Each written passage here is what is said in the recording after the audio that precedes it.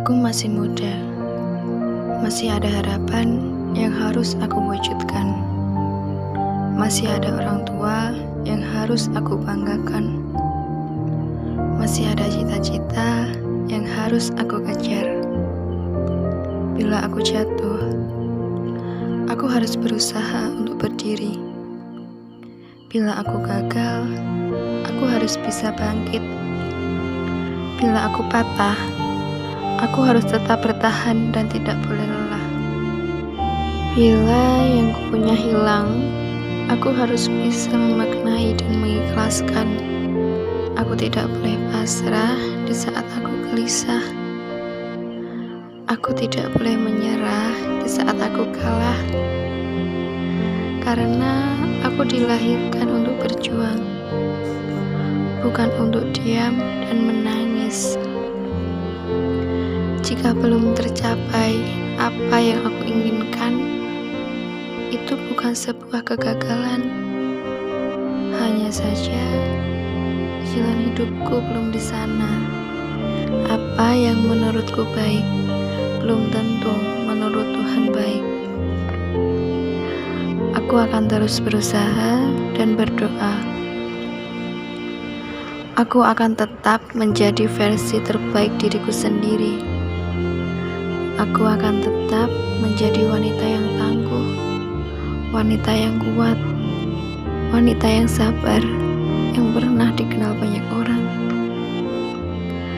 Aku akan mencoba untuk berdamai dengan kehidupan. Badanku boleh saja lelah, air mata boleh saja membasahi pipiku, tetapi tidak akan aku biarkan ada kata menyerah di setiap perjuanganku. Pelan-pelan semuanya akan berubah menjadi indah. Aku percaya bahwa usaha tidak akan mengkhianati hasil. Walaupun kenyataannya aku sedang meyakinkan diriku sendiri bahwa keadaan akan tetap baik-baik saja. Meskipun di setiap malam aku menangis terseduh-seduh meratapi hari-hari yang telah aku lalui. Aku lemah, aku terluka, aku kecewa, aku juga patah. Tetapi pada saat itu pula aku harus menjadi kuat untuk diriku sendiri. Dengan kejadian belakangan ini, aku semakin takut perihal aku ditinggalkan atau aku meninggalkan terlebih dahulu. Tuhan semakin memperjelas bahwa rumah kita memang bukan di dunia. Kita memang benar-benar tamu di sini, yang kapan saja bisa pergi dan kembali. Cemas tentang hal apa jika kita tidak membenahinya mulai dari sekarang, sedangkan orang-orang tercinta masih ada di sekitar kita. Tuhan, izinkan aku untuk memperbaiki diri dan menyayangi orang-orang di sekitarku, karena aku ingin tetap bersamanya sampai kembali pulang ke rumahmu.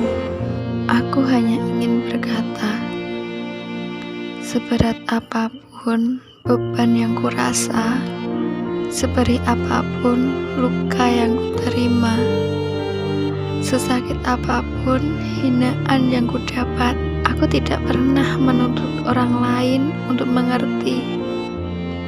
Aku tidak pernah menuntut orang lain untuk bersimpati, dan aku tidak pernah mengemis kepada orang lain untuk dikasihani. Namun, hanya satu hal yang aku minta dari orang lain. Tolong, berhentilah menghakimi jika tidak tahu apa-apa. Berhentilah menuduh dengan ucapan yang sinis. Berhentilah berpikir jika aku hanya mencari perhatian semata, karena kalian tidak pernah tahu masalahku yang sebenarnya. Kadang luka tak selamanya harus berdarah, sakit tak selamanya harus terjatuh, uang tidak selamanya harus berucap. Jika tidak ingin menyembuhkan lukaku, maka jangan pernah memberikan luka yang lebih parah. Jika tidak mau membantu menyelesaikan masalahku, setidaknya jangan membuatku muak pada perjuanganku untuk hidup. Sebenarnya aku capek, tetapi aku harus kuat. Karena menjadi anak terakhir tidaklah mudah. Ada derajat yang harus diangkat, banyak cobaan yang harus dihadapi, banyak mimpi yang harus diwujudkan. Jika mimpi orang tuaku belum bisa diwujudkan oleh kakakku, maka aku sebagai anak terakhir yang harus mewujudkannya. Karena menjadi anak terakhir dalam keluarga itu adalah takdirku, dan menjadi harapan terakhir kedua orang tuaku. Bila ada yang bertanya, kamu capek apa tidak? Jawabanku iya. Iya, aku capek.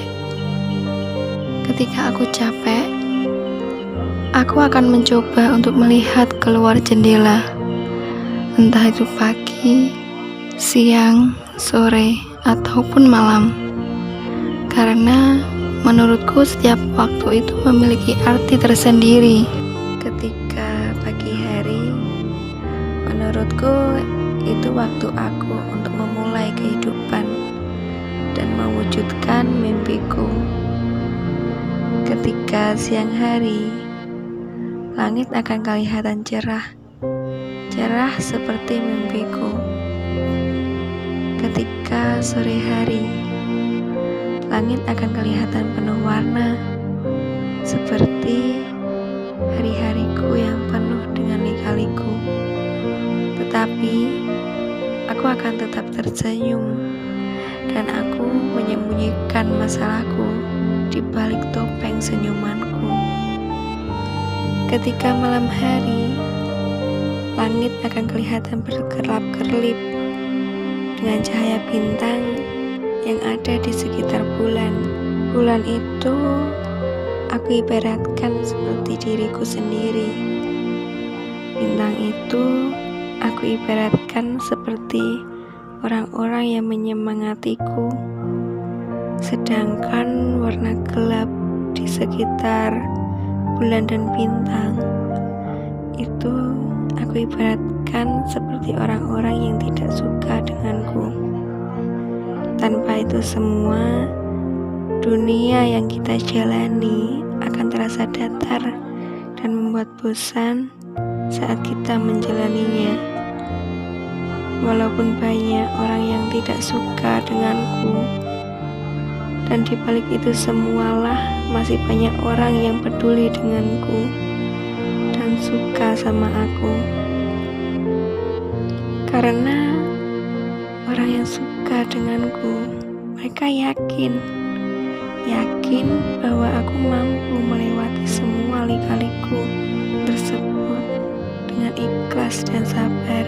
Aku mencoba untuk melihat keluar jendela sekali lagi, memandang langit lekat-lekat, membayangkan betapa besar pengorbananku untuk sampai di titik ini, membayangkan orang-orang yang aku sayang menyemangatiku sampai di tempat ini, membayangkan senyum dan harapan mereka,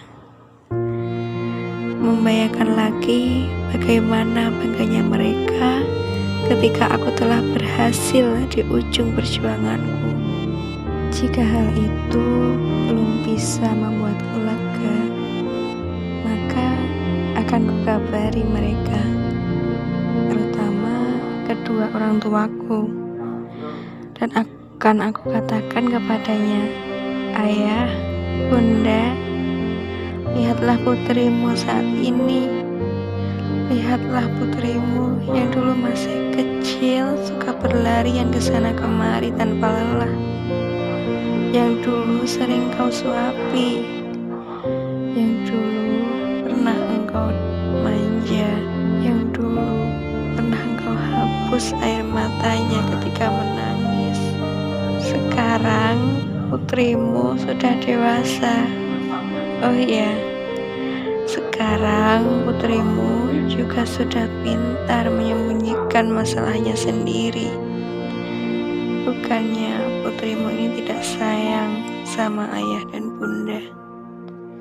Justru sebaliknya, putrimu ini sangat sayang sama ayah dan bunda. Terlalu sayangnya, sampai putrimu ini tidak mau membuatmu khawatir. Putrimu ini berhenti bercerita bukan berarti tidak mau berbagi masalahnya denganmu. Putrimu ini hanya saja tidak ingin melihat tangisan ayah dan bunda tumpah sampai membasahi pipi. Sesederhana itu.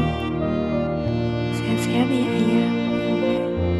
Ayah, bunda, putrimu capek. Putrimu rindu pelukan hangat darimu. Putrimu selalu membutuhkan doa dan semangat dari ayah dan bunda. Tetapi putri kecilmu ini harus kuat untuk menjalani kehidupan ini. Kehidupan yang kadang keras, supaya suatu saat nanti putri kecilmu ini bisa membahagiakanmu dan bisa mewujudkan mimpimu yang sempat tertunda. Sehat-sehat di sana ya ayah, bunda. Di kejauhan ini, putrimu sedang mengejar mimpinya. Doakan terus putrimu ini supaya menjadi orang yang sukses. Dan di saat sukses nanti, semoga ayah dan bunda bisa mendampingiku. Aku percaya bahwa ayah dan bunda pasti memberikan doa yang terbaik untuk aku. Semoga mimpi ayah, bunda, kakak, dan aku bisa terwujud semuanya.